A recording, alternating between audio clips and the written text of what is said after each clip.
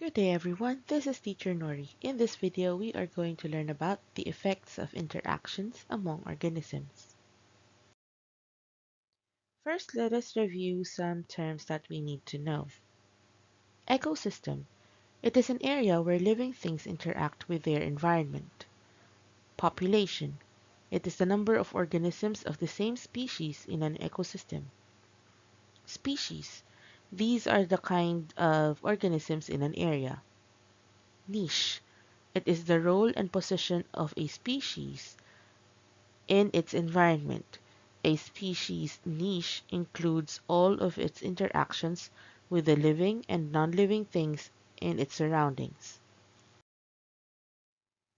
Here are the different levels of organization in an ecosystem. Producers make their own food. Examples of these are plants and algae. Primary consumers eat producers. They are herbivores. Examples are carabao and butterfly.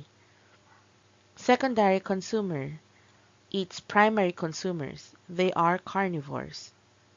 Tertiary consumer, they are also carnivores and they eat secondary consumers. Carnivores in this level of organization can either be a secondary consumer or a tertiary consumer depending on the kind of organisms that they eat. Omnivores, on the other hand, can either be a primary consumer, a secondary consumer, or a tertiary consumer, again, depending on the organisms that they eat. Decomposers. These are organisms that break down dead or decaying matter. Examples of these are fungi and worm. Interdependence. All organisms in an ecosystem depend upon each other. The rise and fall of the population can affect the rest of the organisms. This interdependence can be illustrated using a food chain. A food chain is the sequence of transfer of matter and energy in the form of food from one organism to another. If we intertwine different food chains in an ecosystem, we will form a food web.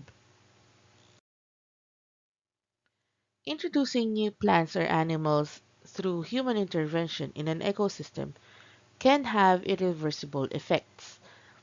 For example, is the introduction of janitor fish in the Pasig River ecosystem. The janitor fish was initially placed there to eat the sludge at the bottom of the river.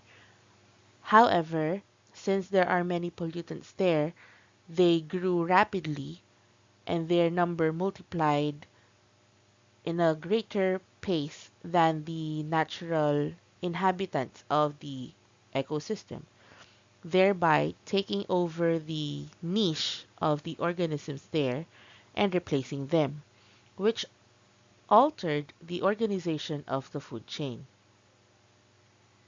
The nutrients in the soil can determine the kind of plants that grow in it, and the kinds of plants in an area can also help determine the kind of animals that can live there. This is an example of a food web in an estuary.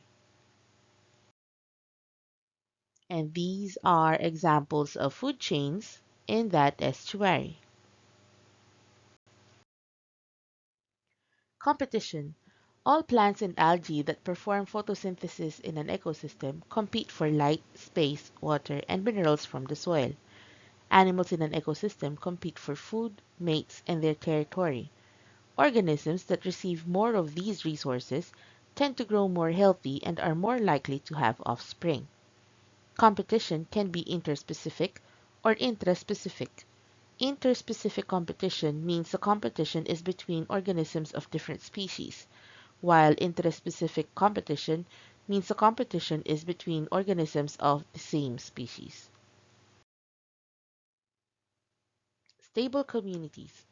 According to Adaptations, Interdependence, and Competition article by the bbc.co.uk, a stable community is one in which the size of the populations of all species remaining almost constant over time. Consider the following food chain. A stonefly larva is eaten by a small fish, and the small fish is eaten by a heron. The small fish helps control the population of the stonefly larva, while the heron helps control the population of the small fish. If the stonefly larva population decrease, so will the number of small fish and the heron. If the population of the small fish increase, it may lead to the decrease or the extinction of stonefly larvae in that area and an increase in the number of heron. Protecting and conserving the estuarine ecosystem.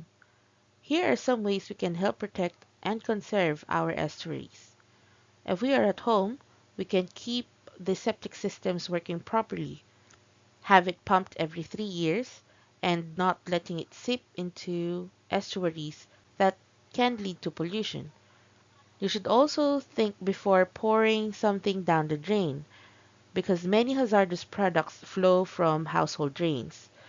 And we also need to pave less. Hard surfaces speed up runoff and increase pollution and erosion. In our gardens, we can avoid using toxic pesticides and try using natural lawn and garden treatments. We should also try planting native plants because these plants reduce the need for watering and fertilizing. Also, we can collect rainwater. By collecting rainwater, we are helping in reducing runoff, which minimizes the impact of our yards and gardens in our surrounding lakes and streams. If we are on the water, we should adhere to no wake zones when on the boat, as waves destroy shorelines and increase erosion. Also, we can practice catch and release, which keeps more fish alive. And we should respect the habitat. Treat the homes of vital marine life with care. Healthy habitat and survival go hand in hand. When habitats disappear, so do many plants and animals. And the last one is if we are in any place and anywhere, we should take action and get involved. Try volunteering in cleanup drives in our local areas and take a few minutes to learn more about estuaries. And that is the end of our video. Thank you for watching. Until next time!